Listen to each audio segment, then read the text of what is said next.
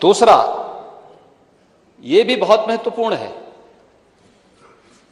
कि इससे पहले विधानसभा के चुनाव होते थे या कोई चुनाव होता था तो चुनाव के दौरान भी और चुनाव के बाद भी व्यापक हिंसा होती थी। महोदय, कुछ लोगों ने इस विधानसभा चुनाव के दौरान भी या चुनाव संपन्न हुए उसके बाद कुछ हरकत की थी, लेकिन उस हरकत को कुछ ही घंटों में हम लोगों ने कंट्रोल भी किया, यूपी पुलिस ने कंट्रोल भी किया है। बहुत सारे लोगों ने गर्मी दिखाने का प्रयास भी किया तो गर्मी भी शांत हो रही है, बहुत अच्छे ढंग से हो रही है। उत्तर प्रदेश की कानून व्यवस्था आज देश के अंदर नजीर बनी हुई है। 5 वर्ष में कोई दंगा नहीं। 2012 से 17 के बीच में 700 से अधिक दंगे, बड़े दंगे हुए थे। महीनों महीनों तक मुजफ्फरनगर, बरेली, लखनऊ, कानपुर, कौन सा ऐसा जिला था जहां पे दंगे न हुए हों?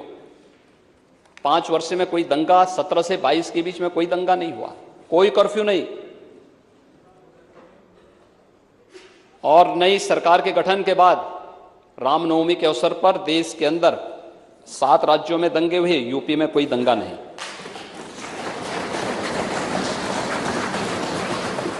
हनुमत जयंती के अवसर पर कोई दंगा नहीं। महोदय, यही नहीं, हमें हर जगह से शिकायत आती थी, बुजुर्गों के द्वारा, परिवार की महिलाओं के द्वारा, बेटियों के द्वारा, माताओं के द्वारा कि नवजात शिशु हैं या कोई बीमार व्यक्ति है, अनावश्यक माइक धर्मस्थलों से उतरने चाहिए, शोरगुल बंद होना चाहिए। हम लोगों ने एक अपील की, 1 लाख से अधिक माइक या तो उतरे हैं या उनकी आवाज कम हुई है। तो उत्तर प्रदेश में पहले भी हो सकता था, इच्छा शक्ति नहीं थी। हर एक कार्य को वोट बैंक के नजरिए से देखने की जो प्रवृत्ति है उसने नहीं करने दिया। और शायद इतिहास में पहली बार हुआ है और उत्तर प्रदेश में हुआ है कि अलविदा की नमाज भी सड़कों पे नहीं हुई है। ईद के अवसर पर सड़कों पर कोई अराजकता नहीं हुई, शांतिपूर्ण तरीके से पर्व और त्योहार मनाए गए। सरकार ने कहा कि सबको सुरक्षा देना हमारा दायित्व है, सुविधा देना यह भी सरकार का कार्य है।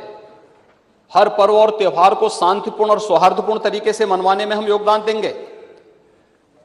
और मैं अभिनंदन करूंगा उन सभी धर्मगुरुओं का जिन्होंने उत्तर प्रदेश की कानून व्यवस्था के साथ साथ शांति और सौहार्द के इस अभियान को आगे बढ़ाने के लिए अपना योगदान दिया। और मुझे लगता है कि उत्तर प्रदेश आज देश के अंदर एक नजीर माना जा रहा है।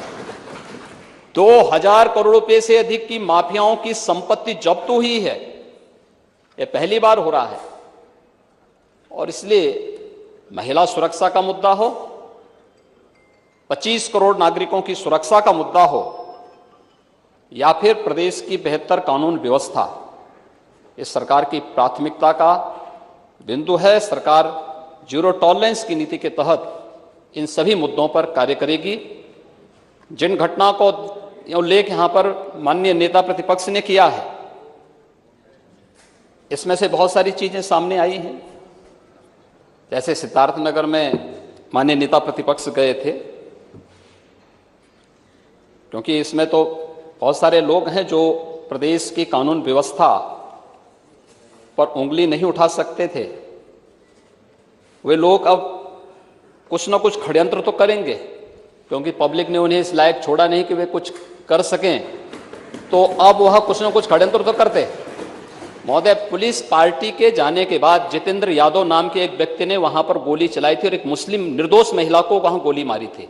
वह पकड़ा गया है और ऐसे अपराधियों के खिलाफ बहुत सख्ती से निपटने की कार्रवाई की छूट भी प्रशासन को दी गई है। यही नहीं, ये पहली बार नहीं हुआ है। मुझे याद है 2017 में जब हमारी सरकार का गठन हुआ था, तो उस समय आजमगढ़ में जहरीली शराब से कई मौतें हुई थी। और जहरीली शराब से कई मौतें होने के बाद हम लोगों ने जब उसकी तह में गए तो कौन वो व्यक्ति है?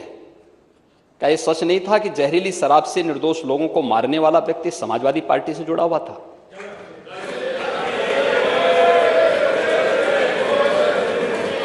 हमारे पास उसके पूरे तथ्य हैं, पूरे प्रमाण हैं,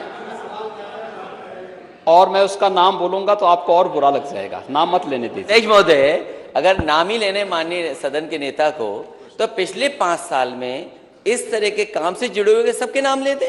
और मैं वही हम तो सबका नाम लेंगे ना। आपको रोका किसने है? आप मुद्दे नेता सदन है, आपको रोका किसने है? हम आप नाम लीजिए, सबका नाम देंगे, चिंता मत करिए। सवाल सिद्धार्थ नगर की घटना उठाइए ना, पुलिस की गोली से मारा गया है, बात हो जाए माननीय, लेकिन परिवार को मैनेज करते हैं ये लोग। माननीय मुख्यमंत्री जी की बात आई, उसमें आप एक जिम्मेदार व्यक्ति हैं, प्रदेश के पूर्व मुख्यमंत्री रह चुके हैं, और उस गंभीरता को, पुरानी बात नहीं, आपको इस बात को ध्यान रखना होगा कि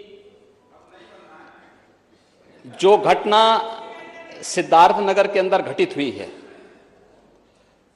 उस घटना में देखिए कोई भी व्यक्ति आज के दिन पर घटित होने वाली किसी भी ऐसी आपराधिक घटना को छुपा नहीं सकता है।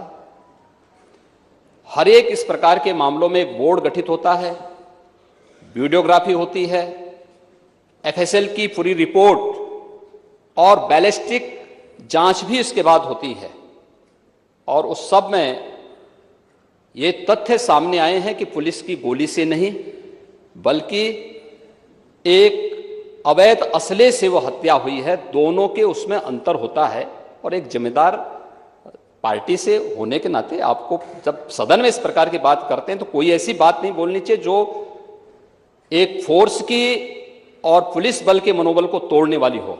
अपराधियों के खिलाफ कार्रवाई की बात होनी चाहिए, अपराधी कहीं भी हो, कोई भी हो, उसके खिलाफ कार्रवाई की बात तो होनी चाहिए, लेकिन कोई ऐसी बात हमें नहीं कहनी चाहिए जो प्रदेश की सुरक्षा पर और एक जिम्मेदार पुलिस बल पर उंगली उठाता हो और उसके मनोबल को तोड़ने वाला हो। यह हमें हमेशा ध्यान रखना होगा। और दूसरा, अन्य जिन मामलों में भी बातें हुई हैं, हर एक मामले में अपराधियों के खिलाफ कार्रवाई हुई है, और सरकार फिर इस बात के लिए आश्वस्त करती है पूरे सदन को कि किसी भी अपराधी, जो अपराधी होगा, उस अपराधी के खिलाफ सरकार की जीरो टॉलरेंस की नीति के तहत ही कार्रवाई होगी। इसमें किसी प्रकार का कोई संदेह किसी को भी नहीं होना चाहिए। मैंने माननीय नेता प्रतिपक्ष को सुना, माननीय मुख्यमंत्री जी को सुना। सवाल ये है कि महिलाओं के ऊपर अपराध होने में यूपी कहां खड़ा है? क्या मानिए आज ये इस प्रश्न के ऊपर होगी, कल बात करेगा। लेकिन ये दूसरा, लेकिन माननीय मुख्यमंत्री ने अपने जो कहा स्टेटमेंट दिया कि दलाली नहीं कर सकते हैं, वो बताया नहीं।